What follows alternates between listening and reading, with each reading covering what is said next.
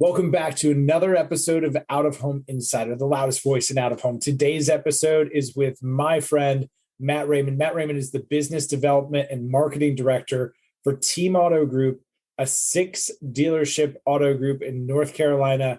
This is for all my sellers out there. If you are trying to sell more billboards, more out of home to tier 3 automotive dealers in your market, this is an episode you absolutely have to listen to. Matt and I have been working together across a number of different marketing projects, from things like direct mail and billboards to digital things on the internet. Matt is one of the savviest marketers in automotive, and he's going to get you behind the scenes and under the hood of what it means to be a marketing decision maker at a tier 3 automotive dealer. So if you want to know why tier 3 dealers are buying billboards, how you could potentially use that information to level up your own game and sell to more dealers in your market, this is an episode you do not want to miss. And if you want to learn more about what we're up to at OneScreen, get more education, more marketing collateral, things like that are going to help you go sell more billboards, then definitely check out the learning library, check out the blog at OneScreen. That's www.onescreen.ai. So check that out. And without further ado, let's go. Welcome, everybody, to the Out of Home Insider Show, a podcast like no other, hosted by the one and only Tim Rowe. Get ready to have some knowledge dropped on you and to be entertained, because nothing's more valuable than food for your brain. So sit back, relax, we're about to dive in as the best industry podcast is about to begin. Matt Raymond, welcome to the podcast. It's crazy to think that we haven't done this yet, but I think that the time is appropriate that we do it now. We talk every morning. We might as well just record one of those conversations. What's going on? Not much. It's great to be on the show. I know we talked a little bit earlier, but, thinking about how we met when you came in with the agency you were working with, the dealership that I was at the time. And, you're like, hey, let's just talk about this. Let's just do that. And, we ran the tax mailer back in the day. That's right. We met because we did a lot of direct mail together. So that's usually a good place to start. That's where we start most of these conversations is not necessarily how we met, but origin stories. So I was working at an ad agency and you were a client, and we did a lot of direct mail projects together. But Matt, maybe tell it from your perspective. How did we meet? Yeah. So you came in, we were doing direct mail. We ran the tax mailer, and then you came back and you're like, hey, what do we got to do? And I'm like, man, we got to get people in here for these frame recalls. And you're like, because you were at a Toyota dealership at the time, and the Toyota Tacoma, popular pickup truck. There was like a set of years that were plagued by these frame issues, right? Like the whole frame of the truck had to be replaced. Yep. And it's a super valuable job, right? How much the dealership make to do a frame job? I don't quote me on it, but I think it was like somewhere in the 15 to 20 grand range. $15,000 to $20,000 to do a factory approved. I could be wrong, but warranty job. Yeah, it's crazy. I know it wasn't cheap, it wasn't something to pass on. There was good money in it. But yeah, you came to me and you're like, well, let's do a postcard. And I'm like, okay. And then we're like, hey, let's look at overstocked, we got oil filters. I think your first message came out like, caution, your vehicle is in grave danger or something. It was the same color as my back. It was bright yellow with black. And I think we all had a slight palpitation. We're like, okay, that's going to give people agita. Yeah. That was the thing. We're like, oh, we don't need to scare people. Aggressive. So we did we're stocked with oil filters. And so we did a $9.95 oil change for Tacomas, Tundras, and Sequoias. And it was a targeted direct mail campaign, right? We got a list of owners. Yeah. So we bought the list based upon the VIN numbers that might qualify. Right. That's yes. Right. And so there was about 1,500 people on that list. We went out about 40 miles. And I remember it was like $1,500 because it was about $1 a postcard with creative and all that. And we just let it fly. And we had people come in. less than $2,000. You did this postcard mailer to a super targeted list with a $9.99 oil change offer, but with the motive of getting a $15,000 frame job. If you got one of them, you would have 10x your investment, and it went pretty well. Yeah. So we did. The last number I heard, I believe they told me it was 15 frame jobs that they had done. damn. So I mean, I'm not that good at math, but that's like $200,000 off of a $1,500 postcard mailer. Yeah, it was, see, that was early into my marketing career. The one thing I regretted was not doing a better job of tracking, because it was more like, hey, how do we do? Oh man, we got this many frames this week. Hey, how do we do? Oh, we got this many frames. Versus like, I wish I'd really done a spreadsheet and shown out the ROI of it all. Sure. And again, you live and learn in those situations, but it was a super success. And people were calling their local dealer, because it did go out a little bit further than our market. And people called their local dealer and like, yeah, right. If they can do an oil change for that, we're not going to do that. Go to them. And so people would call and be like, is this some sort of scam? We're like, no, seriously, it's $9.95. Just bring your truck in. And they would pull up and we put it up on the frame, or put it up on the lift and tap on the frame. And we had already talked to Enterprise, and we had Enterprise there with loaner vehicles and stuff like that, within 30 minutes or 40 minutes. If they really the customers needed a new frame. It's not like you were like, none of this was bullshit. Like they really need, like, your vehicle's actually unsafe. Yeah. It's the least of your concern is the $9.95 oil change. Congratulations. Now you've got a new vehicle. And that was the thing. Was rusted and falling apart. And that was the thing. Like if their vehicle frame passed, because we had some people, don't get me wrong, some people came in and we lifted it up and it was like, oh yeah, I just got a brand new frame. And we're like, oh, cool. Well, here's your $9.95 oil change. Yeah, congrats. Have a good day. Yeah. Everybody tap, tap, tap. That sounds brand new. Yeah. But, yeah. So that was a kind of a, the beginning of how we met. And then I know we did different mailers and stuff throughout the years. And then when I got the opportunity to come down here in North Carolina, I remember, being like, hey, I think I got the right person for the gig for my, taking over for me. And that's when you stepped into that role, and until you ventured out on your own. And, but we've always, been in communication, talking about stuff. And it's when I came down here, we do a lot of digital, And where are you now? You say down here, this dealership was in Eastern Pennsylvania. And ultimately I filled your shoes for a period of time, and we're going to come back and talk about some of that. That was my first introduction to outdoor, was through that role. But you got the opportunity to leave Eastern Pennsylvania and this dealer group and move to North Carolina with your family to be a part of Team Auto Group, yep. Which now you've got 6 stores, 5 Chevy stores, a Chrysler, Dodge, Jeep, and Ram store as well. When you got there 3 years ago, you only had two stores? One store. One store. Yeah. One store. 5 stores in 5 years? Yeah. So I came down to, do the, run the BDC and stuff like that. That's what I started at, And the BDC, for anyone that doesn't know, that's like the call center, right? When you call into the dealership to talk to someone, or someone calls you from the delership, that's the business development center. Sorry. Go ahead. So we, when I started, we had 4 BDC agents. We had no service BDC. And now I have a sales BDC manager, a service BDC manager, 2 sales BDC team leaders, and then 21 agents. Wow. for sales. And then on service, we have 9 agents. So a 30-person team, 30 agents plus the leadership structure. Correct. To support now 6 dealerships. So needless to say, the operation has grown a ton since you've gotten there, and you've been instrumental in that, leading the business development efforts, leading the marketing efforts, which we're going to spend a lot of time talking about here. Coming back to Eastern Pennsylvania for a second, I was so grateful and super blessed to be able to step into your role at that point, because I had just spent like a year and a half on the road. I think I was doing like 40,000 miles a year. And I just missed my son's T-ball game. And that was something that I was just immediately like, there's no amount of money that is worth me missing my kid's stuff. And the opportunity to take your spot, Matt, I was 5 minutes down the street from his school, and I went from missing T-ball games to coaching his T-ball team. So thank you. It was just such a timely blessing. And, we've continued to stay close since then. But I remember the first thing I did was I said, I need to see the advertising statement. I need to see where all the money's spent. I had a good idea of what some of the investments were, but I remember I saw the invoice for Adams Outdoor. I said, billboards. And I said, billboards, fired. And I called up Peter Geffert and said, I'm not paying your stinking contract. And Peter and I ended up becoming pretty good friends when I was at Adams, but I did not see the value of out of home for several years later, but it was a channel that you were investing in at that dealer group, specifically for the Mitsubishi brand.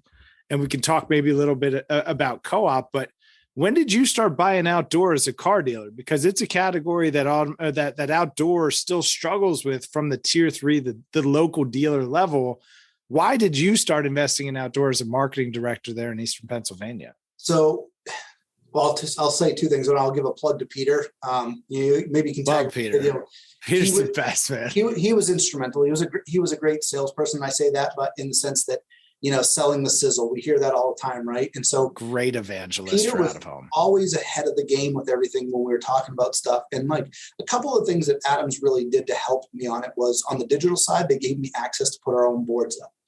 So that's cool. Yeah, so we could. So you had to the CMS. You could put your own creative up on the digital billboards. I could put my own creative up on the digital boards. And so one of the things that I did, and this is kind of a little bit of a tangent, but when you do digital boards, right, it's just you're buying slots. And so they have 8 slots or whatever it is allocated. So I can put in 200 different creatives and they'll show all of them. It just matters on how far apart then each creative becomes. But sure, what I ended up doing was giving away 1 slot a month to a nonprofit organization.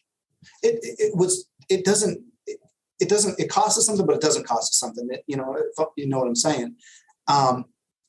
And hearing people always call up and go, "Hey, I just saw the billboard for X, Y, and Z, or this ABC, whatever it might be," made me realize how many people are paying attention to this stuff. It allowed me to get very creative with it. I learned a lot from Mr. H, who was the owner of the dealership and stuff. He had said to me one time, who also owns billboards, by the way. Mr. H has like 3 or 4 billboards in addition to car dealerships and a donkey farm, miniature donkey farm. And he had said to me, because I did this really cool billboard, the graphics artist did a phenomenal job. It was all colorful. And he goes, "Nope." I said, "What do you mean? No, it looks awesome." He goes, "Yep." He goes, "You missed the message." And I'm like, "What do you mean?" He goes, "It has to be black, white, and red. Those are your colors. That's it." I'm like, "Seriously? People want to see color." He's like, "Black, white, or red." Change the same billboard, just change the color scheme. Describe Mr. H, because you and I can so appreciate just the profound nature of that. But Mr. H is old school, right? Like he really does own a miniature donkey farm. Mm-hmm. And the used car part of the dealership was called the Corral or something too, right? Like originally, it was the Auto Ranch, and Ranch, right? And the way to hear his, I don't want to tell his story, I'll let him tell it, but the way he got into automotive and everything like that. But it was so, his way of thinking with marketing was so grassroots within being in the community. And I know they're still in the community. I just saw an ad the other day on Facebook that, all the nonprofits and stuff they sponsor, and just watching how he taught me these things. And it really, there's a book out there. Gosh, I can't think of the name of it. Somebody gave it to me, but it talks about marketing. And to this day, it's like a foundational book for every marketer to read, because we think it gets all fancy and everything, but when you really start breaking down the basics of marketing, I mean, you think about it, like when you're driving down the road and you see billboards for McDonald's, listen, there's hundreds of billboards out there for it. But if you go into a room right now and walk in and say, "Everybody tell me a fast food restaurant," right now, you're going to get 80% of the people are going to tell you McDonald's. Whether they go there or not. Exactly. It'd be my answer too. I haven't been to a McDonald's in like 7 years. Right. It'd still be my answer. Right. And so they've got it branded, right? You're driving down the road and you see a billboard for, there's, being in North Carolina, there's a ton of them, but fireworks billboards or whatever it might be. You see all these different billboards, and it's just branding. Well, then I got talking to somebody, and this is really kind of caught my attention. I got talking to somebody about billboards, and she said to me, that, and there was some weird study, and I don't remember the exact numbers, but X number of people are looking at their phones when they should be driving. Like, that doesn't shock me. But I still like my billboards. So then I realized, let's take our billboards and then just put them on Facebook, right? I mean, it's creative, right? Just shrink it. And simple, sure.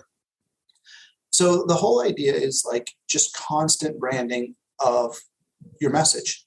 And that's what we do now. We run these billboards in the different locations around us. And we make them be something that everybody, I hate to say everybody can qualify, but everybody can get, right? Yeah. We did a focus group back in the day. And one of the things we found in the focus group, we were undercover. It was pretty cool, like undercover boss. And we just invited random people. People said that when they saw car ads, they thought either they didn't qualify, it was too good to be true, it was a scam, the money never really went where they said it went, all this stuff. Mm-hmm. And so the proctor of this, and he was not an automotive person, came out and said, well, what makes you choose a car dealership then? And they said, do you have the vehicle? Can I drive it? And can I leave with it? Yeah. And if we're not seeing that today, right now, with what's going on in the economy, and economy is a bad word, what's going on within the automotive market, inventory is non-existent. Non-existent, but it's crazy. I mean, you've got 6 dealerships. How many cars do you have on the ground right now, new and used? We've got about 600, but it's still not a lot. No, not really. There's dealerships who will sell 600 cars a month. Yeah. And you have 600, right? So the dynamics of automotive are just amazing. But those 3 things, right? Do you have the car? Can I drive it? Can I leave with it? Mm-hmm.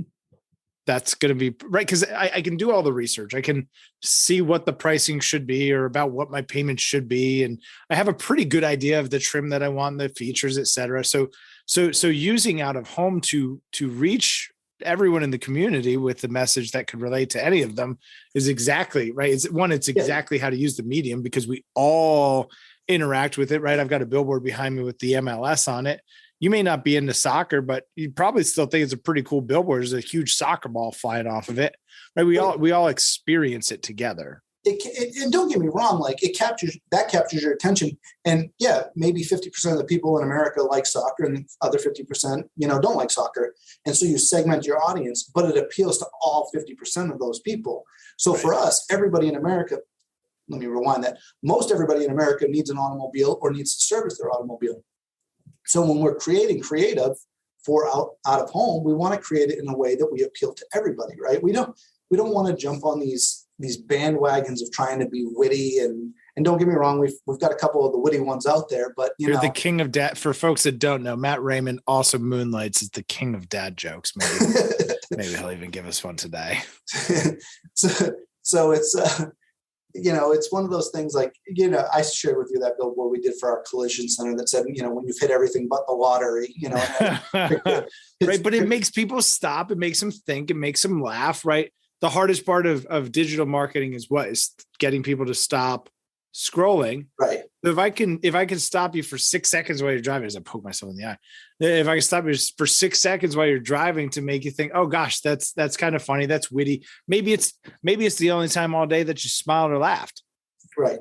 Right. And Team Auto Group was able to deliver that experience. If it's just something as small as that, or maybe somebody did just run into the mailbox backing out of the driveway because they were in such a rush for work, and they go, oh my gosh, like that's funny. And also I probably got to get my taillight looked at because it's smashed out and laying in the driveway. Well, exactly. And so, we talked about that billboard. I don't think it was in yet. We had recorded it, but the one in Goldsboro where there's an Air Force base and it says, I love jet noise on that billboard coming into town. Well, that billboard came available, and I know it's a perfect location because I drive by this thing all the time. And how long had that creative had been up on this billboard? What was it? Was it just like a local, was it a business, or was it just like a feel good kind of message for the market because we're an Air Force town? That's exactly it. I don't even know where. I'd guess maybe the town or somebody. The vinyl was all worn out, sun dried looking tomato thing. Yep. And so, I love that billboard. I love fighter jets. Like Matt loves fighder jets. I do. If anybody out there can hook me up with an incentive flight, I'm in. An incentive flight, he said. But the swap out that we did was I love vet noise. Now, like Corvette, because you're a Chevy dealership. Yeah, I like not a Chevette, a Corvette. a Corvette. I love vet noise. I love it. Right. So you've got this billboard that's been in this kind of iconic place driving into town. We all know that Goldsboro's, it's a jet town, right? It's an Air Force town. We get that. Here's this billboard. It's had this creative on it for a few years. Everyone's gotten used to seeing it. Now it's kind of looking sad. It's looking a little bit worn out. It's needing a refresh. And rather than come out and be like, oh, we're Team Auto Group and we're here to sell you cars, you said, what if we were on brand and on message and had fun and paid tribute to what was here, right? Like, what if we did all those things? So the billboard's going to say, I love vet noise. Yep. And feature, I'm guessing, the picture of a Corvette, of course. And the whole thing behind it was just a play on words, a play on the community, play on who we are in Goldsboro. And unless it's a digital billboard, I don't know why dealers are advertising cars. I don't know, unless with Chevy coming out with this new electric truck, unless your message is around that. But here's the thing. You take the 2% of the people that are in the market to buy a car, then the percentage of people that are looking for a Chevy, then the percentage of people looking for a truck, and then the percentage of people looking for an electric truck, right? That's what you've done with that audience in that billboard. Whereas so let's put some numbers to it.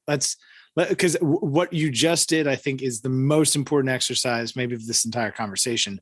In a town of 100,000 people, 2% of the market's in the market for a car any given time. And that's all cars, new cars, used cars, domestic, foreign, whatever, right? So 100,000 people means 2,000 people will buy a car this month.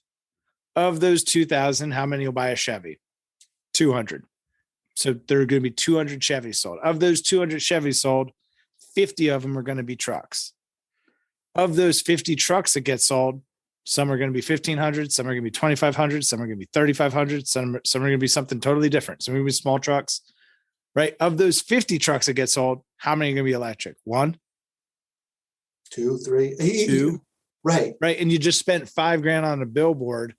And it's very possible that 2 people just bought that electric truck, didn't even know you did a billboard about the electric truck. Correct. But to see, that's what we look at, right? So when I go out to look at purchasing billboards, I look at traffic patterns, and I learned this in Pennsylvania. Like where I lived and worked in Pennsylvania, you had a mountain, our dealership, and then the valley. And people that lived in the valley did not come up the mountain. People that lived on top of the mountain could drive a little further up the mountain to another dealership, but they didn't. They came down the mountain. If you look at the way people travel, I mean, people are creatures of habit. It's been proven. Anybody that does any kind of law enforcement, detective, tracking, things like that, And that's what you did actually before automotive. You were a law enforcement guy. Yeah, it's. I'll tell you a little funny story about how this all came to be. My father was in law enforcement too. And he told me that if you ever know if somebody's left-handed or right-handed, when they get into any kind of pursuit or anything like that, if they're right-handed, they'll typically turn to the right. Well, we know what the percentage of people are in America that are typically right-handed. So if you know that my percentage of people in America are, I'm going to make up a number, 75% are right-handed, and you engage in a high-speed chase, the odds that person is right-handed is pretty good. So if you think, did they go left or did they go right? They probably went right. I got in a high-speed chase with a kid. And all right. So for all you left-handed people out there like me, we were coming up to an intersection, right? And he got over the hill before I did. And he crashed. And it was a 4-way intersection. He crashed into a wall.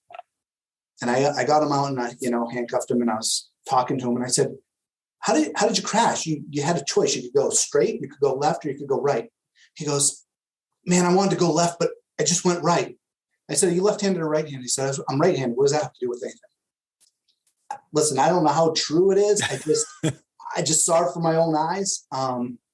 And my whole point to that is people are creatures of habit, right? So if we learn people's traffic patterns, we learn where they live. And, one of the things that billboard people are probably going to cringe when I say this, they think because their billboard's on a busy road, it's the best billboard to have. And it's not always the best billboard to have, because you might have a billboard that's on a back road that sees 250 cars a day, but you could put up a picture of a brand new Silverado towing a boat, and that road that only sees 250 cars has people that make six figures a year that all they drive is American-made vehicles and tow boats. It might be the right billboard for that area. Sure might be the right billboard. So you've got to look at your demographics, right? You've got to look at what people are doing. I mean, we put a billboard up. I can say this now because the billboards come down. We put a billboard up in Goldsboro that talked about offering free diagnostics to every vehicle, every make, every model. That was it. And that's like when you get a check engine light, right? Yep, like exactly. That's usually, I mean, that could be expensive, like $175 to get diagnosed at a dealership. There's a little auto mile, right? I call it auto mile. Anytime I see 4 or 5 dealerships in a line, I call it auto mile. There's a little auto mile right there with a whole bunch of dealerships. And when I was asked, what's your thought process behind this? I said, simple. Somebody's driving down the road because their check engine light's on, and they're driving a Nissan. And they go, you know what? I'm going to go get this check engine light checked. And they pull in, and the person checking them in at Nissan goes, well, what do you think's wrong? Well, my check engine light's on, blah, blah, blah. Okay, we'll diagnose it. It's going to be $112 or $200, whatever they charge. Sure. Not free. Right. Not free. They say, you know what? I'm going to go right across the street. Or maybe they're coming, they already know we're going to charge for it because they made an appointment and they see the complimentary and they just pull in. They went from averaging, 20 appointments a day in the service drive to over 60 appointments. Wow. So 3 and to quantify some of that value, right? So here's some for any of our billboard sellers out there, any of our business development folks that are trying to do more business with car dealerships. Maybe we could get into some of this math here, Matt. We talked about, what percentage of the market's in the market to buy a car, et cetera. Like, go back, rewind that, write that math down.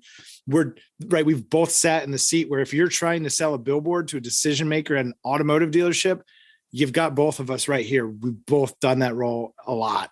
So that's the math we're thinking about on a new sales side. So don't come talking to us about advertising a new lease special. We don't have any cars. No. And the math stinks anyway.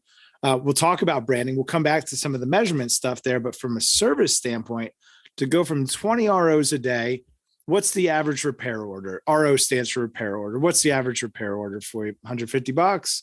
No, it's a little bit more than that. Probably $300, $400. Well, kudos to you, my friend. That's very healthy. So let's just say it was $300 and we had 20 of those, right? That's $6,000 a day. If you went from 20 to 60, we went from $6,000 to $18,000. I think we would all be okay saying, yeah, I'll make 3 times as much money today. I still have to show up. If I still have to show up to work, if you want to pay me 3 times as much to do it, I'd be happy to do that. So, and you attribute some of that to the billboard campaign. Absolutely. And I know that because, the service manager would call me up and say, yep, got another one. With the fact that stacking them up. Yeah, people don't hesitate to tell you, hey, your sign out front says complimentary. Like, I'm here. I'm here for the free stuff. If it's free, it's for me, Yeah. And I don't fault the customer, right? But like we get in this mindset in automotive that we're here to sell cars. Yeah. And selling cars is great. But again, even just looking at website traffic, it's over 60% of your traffic is there for your service stuff. Yet you have an entire website, 1 page dedicated to service, maybe 2, service scheduler and service specials, right? You got hundreds of pages dedicated to cars. Again, not every car is for every person, Sure. But we feature, it just cracks me up. And so I want to be able to always make sure that when we're doing these ads, these billboard ads, we're doing it for the largest. I want to cast the biggest net I can. Mm-hmm. That's ultimately the goal, is to cast the biggest net I can. Why is Amazon kill it on the internet all the time with selling stuff? Because you go on there and you just type what you're thinking. Like, I don't know what to buy Tim Rowe for turning 30 years old. What do I buy a guy turning 30? Amazon has a whole list of the most popular items. Sure. I was on. I wish I was turning 30. I know, so am I. But what do I buy? What do you buy? Somebody that a recent college grad. You can type in anything you want. It's a search engine, sure. Exactly, and so it needs to. Your marketing needs to be in that manner that oh man, I need an oil change. Oh, just go down the street. They got an oil change promotion going. Yeah. I saw. Oh, but I don't drive a Chevy. Yeah, but I think it's any make, any model. They make any model. Yeah. one of the biggest things we ever did at the Toyota dealership, I don't know if you ever remember this. So we did a thing at the Toyota dealership where we, I want to say it was Veterans Day, and it was any prior or current military service. Just come in with your military ID, and PA, they give it to you right on your driver's license, and show us your military ID, and we'll be happy to do a complimentary oil change. We had people showing up; they would send their wives down or their husbands down. Hey, they're at work.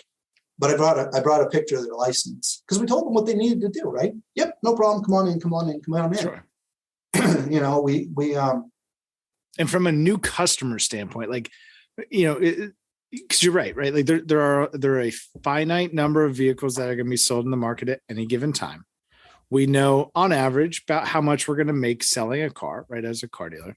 So the ability to acquire new service customers who may otherwise be going to Jiffy Lube, SCS, Midas, maybe to another dealership that they had a bad experience at, or are looking for someplace that's more convenient or offers a drop off and pickup service or something else, right? Like there's a much larger pool of customers who are looking to service their vehicle than there are looking to buy what you sell in a given 30-day period. So how effective have some of those things been to acquire new customers, or to even to reactivate maybe some customers who become inactive? It's effective.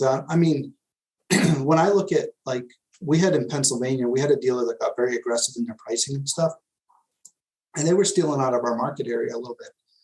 So we were in the service drive one day talking to the service advisor, and a customer pulled in, and they wanted a state inspection done. And we did state inspections complimentary if you had purchased from us and or you had the plate bracket on.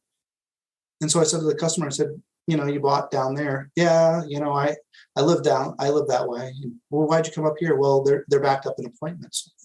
You guys are pretty efficient in service.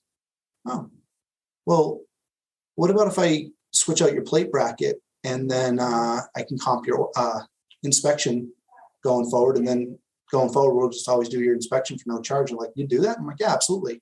What did I do? What did I just do? I just threw a billboard on their car for no charge. Right. Every time I'm sitting at a traffic light, instead of seeing the other guy's name on the car in front of me, now I'm seeing your name and what it costs you. It cost me a plate bracket. And the thing is and a sticker. Yeah, which is $3, I think. Obviously there's more for the labor of it, but here's the thing. The guy didn't live in our market area. Mm-hmm. He just came to us because it was a little bit more convenient. He worked up that way. We had a big hospital up there, worked up that way, and it was a little bit more convenient. But it's just, having 6 dealerships in North Carolina now, and I have 5 hours to drive to the one that's over by Camp Lejeune. You know where that is? Sure. And, we're driving up to Boone or wherever. I'm on Interstate 40 a lot. And I'm looking at the back of cars and I see team. And I'm starting to see us more and more and more and watching us grow. And those are billboards. Those are billboards on people's cars. Dealerships, again, you go back to the old school car dealership, right? Back in the day when they were owned by dealers that wanted their last name in it, they just wanted to see it so they could tell their buddies, look at that, this is my dealership. But it became such a huge branding thing. It's a genius way to brand something. It's like a lot of little, especially, I love it. I love it from a strategic standpoint of, I've got billboards. I've got these big cornerstone billboards, and then I've got these little breadcrumbs all around the market, which are these license plate frames and stickers on the backs of cars. It's really becomes an effective campaign. Matt, if we can, in maybe the last segment here, talk about some of the data that we've looked at for planning some of your buying. Some of those tools and how that plays in. I'd love to just get your thoughts maybe on some things around co-op and how dealers could kind of reframe and think about out of home as a tool in the toolbox. So, when we started talking about you getting the billboards for the store down there, I think it was Swansboro originally was the first store. And we pulled data from your dealership, actual data from your dealership to see where do your customers live and what roads do they take, right? Where do they live? Where do they work? And how do they get between those two places? Because if we can understand where they live and where they work and how they get to those two places, well, the other parts of their day start to fill in, pretty nicely. We've got a whole bunch of robust reporting and things like that. But as a dealer, right, and as an industry that so much of the spend has become focused on digital money, online, quantifiable return on investment. If I can't see it in Google Analytics, it doesn't exist. You've been a long-standing proponent of outdoor, and we've talked about some of the reasons why and some of those impacts. But as a dealer, and especially after COVID, and you had to reevaluate, what are the things we're going to do, and to reach our audiences, how important is that data to you, to your dealer principal? How important is that data when selecting billboards so that you can confidently say, yes, this may not be a perfect channel, right? We may not have perfect targeting and perfect analytics, but I can very confidently say, this is where 80% of my customers live, work, and play. This is the billboard that I should be on. How important has the data become in terms of you now having billboards for 4 of the 6 stores and continuing to add? Where does that factor in? So I'll give you a couple different parts here. We did that, right? You and I sat down, we looked at some data, and then because I've driven those areas and drove those areas again, and this wasn't an overnight decision. I think that's the biggest problem is dealers kind of get side slapped, with somebody walks in from a billboard company and says, hey, want to buy some billboards? If you don't, the guy down the street's going to do it, and they just buy them. You got to go out and drive those market areas. You got to make sure that billboard looks good. You got to be on there during traffic patterns, understand traffic patterns, but you have a whole wealth of data inside a CRM, right? Just pull your zip code report, see what your number one zip codes are. See, okay, this is their zip code. You can see people's work information, what they might have put for where they work and things like that, or look at, travel patterns, traffic patterns, and engage it as best as you can. Nothing's going to be 100% perfect, but you'll get really good ideas. But on top of that, I'm trying to think of how I want to say this, but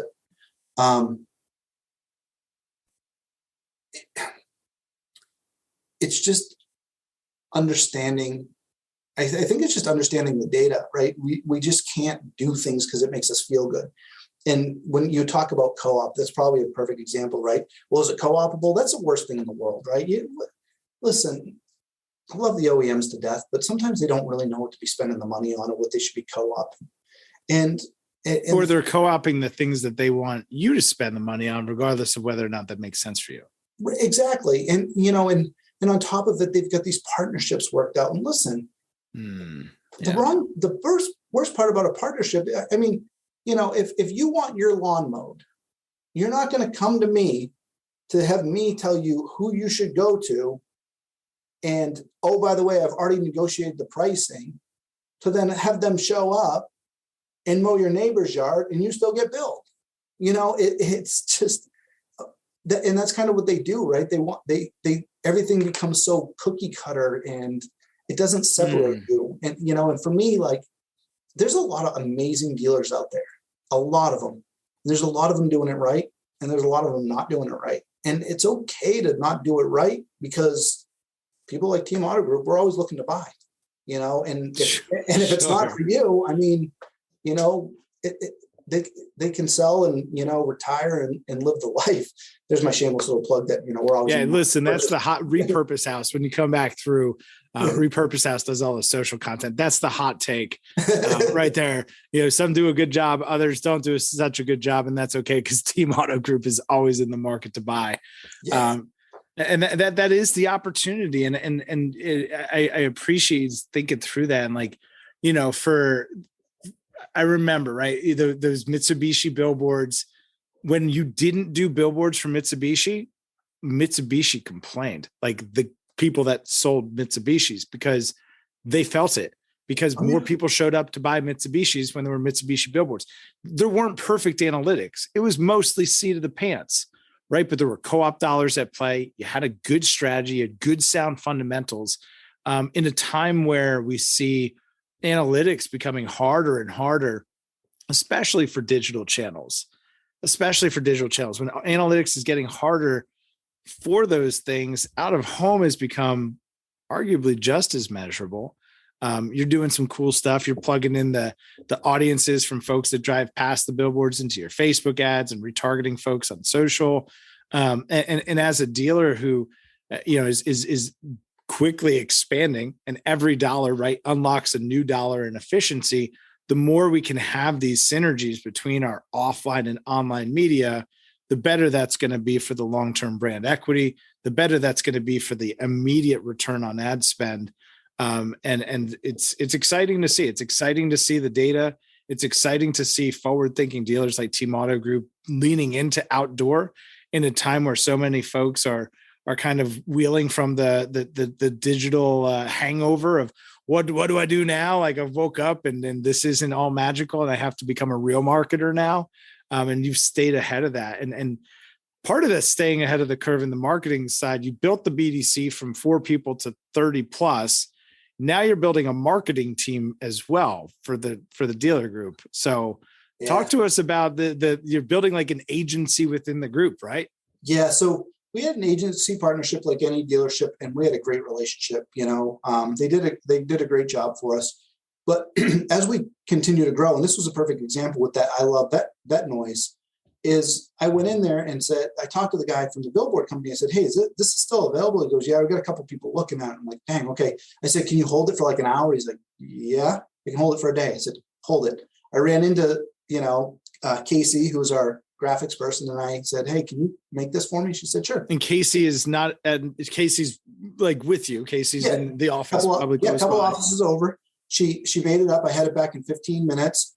I got Kristen involved and I got Glenn involved, and we went through and, some of the other leaders in that. Kristen's the dealer principal. Yep. Glenn's the variable ops director. Exactly. Yep. And so we went through, picked it apart, put it together, had it done 45 minutes. I emailed them and said, send me a contract. Here's the board, rock and roll. That's what dealerships are missing by not having somebody in-house to create these graphics. And then we thought, okay, well, this is all part of us building our marketing team. And the whole idea is to eliminate the back and forth, have a much more productive turnaround time. But what's the one thing that we're talking about in all this? If we haven't said it, we're saying it, is branding. We're talking about branding. Our logo is the same, no matter if it goes on a shirt, no matter if it goes on a billboard, our logo is the same. So if our logo is the same and we have our core values and we have our vision statements and our mission statement, and we have these guiding principles and these 3-year and 5-year and 10-year goals and everything you can read about when you visit Team Auto Group and see who we are. Well, how do we put it out there? Well, there's nobody better than an in-house marketing team to eat, sleep, and breathe and get our message out there. Your people are the best marketing that your dealership could do. They 100% are. There's nobody that's going to get our messaging better than ourselves. All you have to do is sit in on an interview. And when I love it when somebody wants to come work for us and they say, well, why do you like working here? Well, let's sit down, put your feet up, because it's going to take a while. It's that, and to that I'm looking for a marketing director, Facebook and pay-per-click specialist, SEO specialist. So the positions are out there, but that's what if there's somebody so you're looking for a marketing director, and this is not what folks think of. If there's any automotive, this is not a traditional automotive marketing director. This is more akin to an agency director, because you're building an internal agency. So it's someone who's got maybe some agency background or has worked in that structure, has led a team like that, a pay-per-click specialist and SEO specialist. Where can folks find those roles if there's someone listening right now that wants to apply? Those on the website? We're getting them all on our website on teamautogroup.com. Cool. We'll definitely link to that. Or they can email me directly at mraymond@teamautogroup.com. And if you want to put that in the, definitely, we'll get that in the show notes. It's MRAYMOND at teamautogroup.com. teamautogroup.com. Go to the website, go to the careers page, check that out. Mike, focus forward. If y'all could make sure that's in the show notes, that would be super helpful.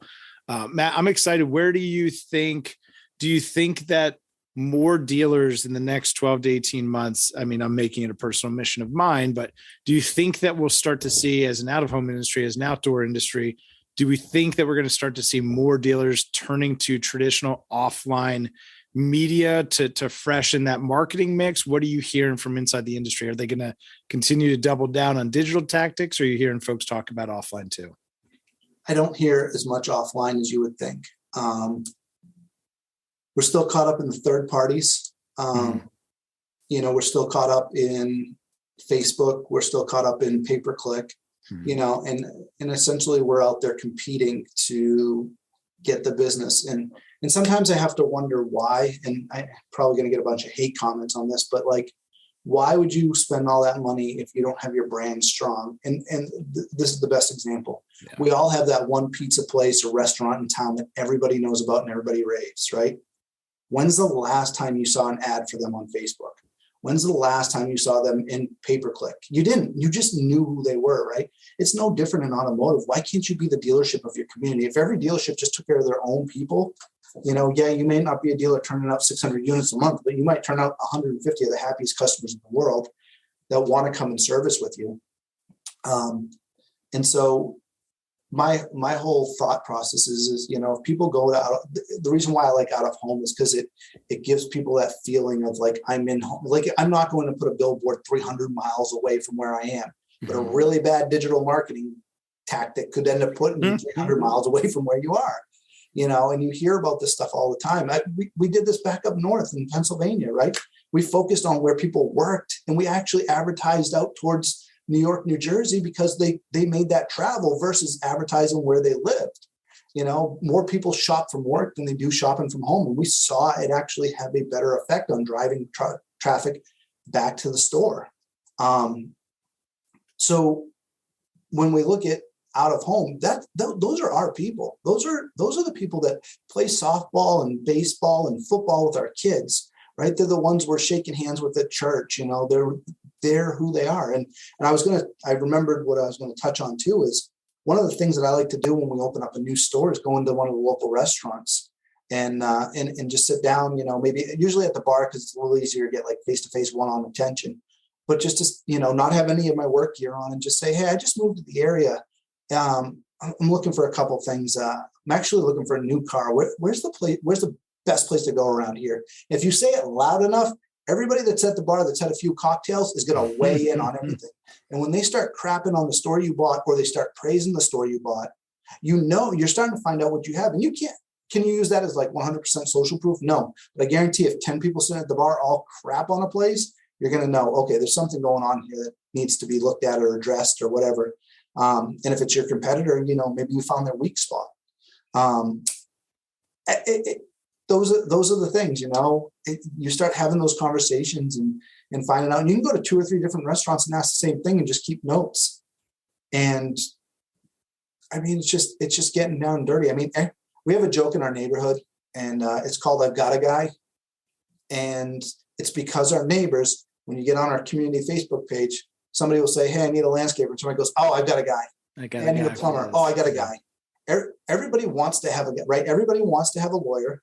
Not always, but like everybody wants to know. Everybody don't want to have a reason to have a lawyer, but everybody does want to say, yeah, my attorney will handle that. Right. Like my dad was an attorney. And so he has a whole bunch of people in his life that love free advice. Yeah. I'm sure. Everybody wants to have a doctor they can call up a friend that go, hey, I get this really weird ache, when I do this, and they go, well, don't do that, that type of thing.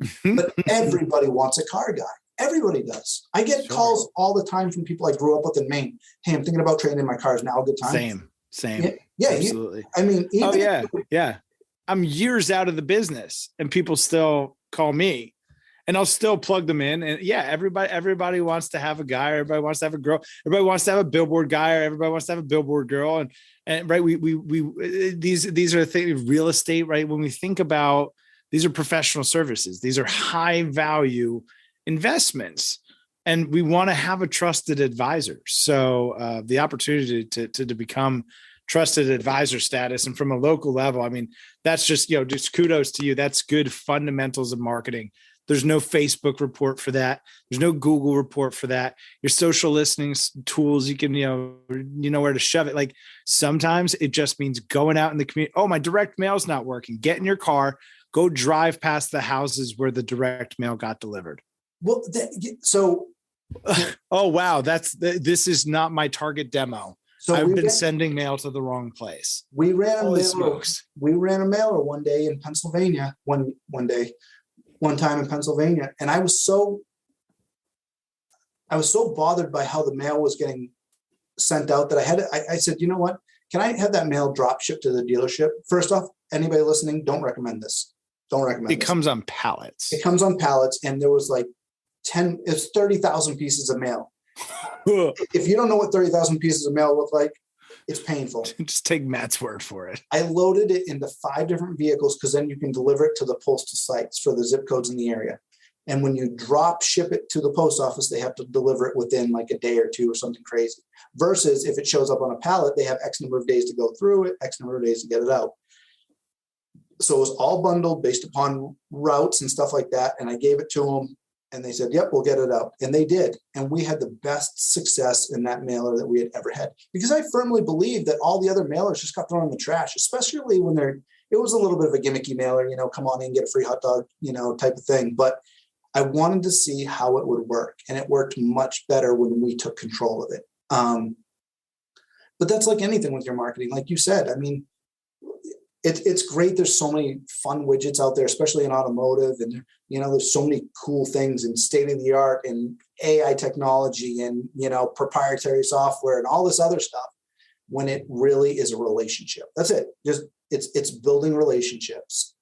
And when you can build that relationship within the community and then keep that branding going, it's going to, and the biggest mistake we have in automotive is that we think we've got to sell everybody a car. Listen, not everybody's going to want to buy a Chevy. Not everybody. 2%. Right. Back to the math. 2% of the market, and most of them aren't going to want to buy what you sell. Right, and but so you still have to have a relationship with them. You still don't want them to track. So that when Matt's sitting at the bar asking, when it's not Matt, when it is someone new who just moved to the area, right? That customer who's trashing you, they may have never even been to your dealership, but they heard something from their aunt who had a bad experience one time. And now they're the walking, talking version of that billboard versus somebody who may not have had an exposure, but the only thing they ever see or hear is this, hey, I hear great things about Team Chevy. Hear great things about Team Auto Group. I've never bought anything there, but I see, right? Because now you've filled in the space where there would otherwise be a void for someone else to insert an opinion, and that becomes their opinion. You can influence that opinion with a big old billboard that says, something funny like, "Won everything you've hit just about everything except for the lottery." Matt, this has, I think, been the most complete conversation for automotive, for outdoor. It's been an absolute pleasure and an honor to have you here. Thanks, Tim. It's always great to catch up. Always great to catch up. If you have found this episode to be helpful, educational, inspirational, motivational, any of those things, please share it with somebody else who you think who could, words are hard, who could benefit. Share it with somebody who could benefit. As always, make sure to smash that like and subscribe button, and we'll see y'all next time. Quarter century, I finally came to my senses. I finally got my hand up on the tinted Benz, kid. I see the world clear through my tinted lenses. With the dream and the drive, the possibilities endless. Now print that, send this all the way to Tokyo. Take a trip down south, down to Mexico. Next stop, Shanghai, the world-class trade show. First class all the way, cause that's how we roll. Yeah, call us the rock star businessman. Rockin' shows we handle business, man. We got our own future in the palm of our hands, cause divided we